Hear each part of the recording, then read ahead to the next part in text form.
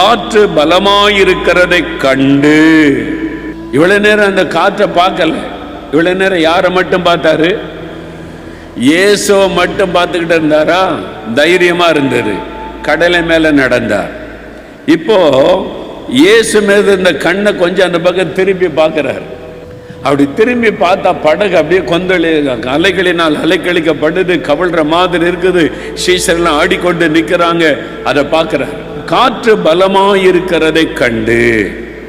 இதுவரைக்கும் இயேசுவை மட்டுமே பார்த்து கொண்டிருக்க வரைக்கும் காற்று கண்ணுக்கு தெரியல, அலைகள் கொந்தளிக்கிறது தெரியல. அவர் பாட்டில் நடக்கிறாரு.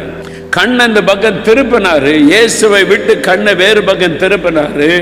காற்று தெரியுது, அலைகள் கொந்தளிக்கிறது தெரியுது. உடனே பயந்து அமிழ்ந்து போகையில். ஏன் அமிழ்கிற சூழ்நிலை வந்துச்சு? கண்ணை இயேசு மேல இருந்து வேறு பக்கம் திருப்பினார். நீங்க இயேசுவை பார்த்து கொண்டு இருக்க வரைக்கும் தைரியமா நடப்பீங்க. உங்க கண்ணை இந்த பக்கம் அந்த பக்கம் திருப்பினீங்க, இயேசுவை விட்டு கண்ணை திருப்பினீங்கன்னா பயம் வரும்.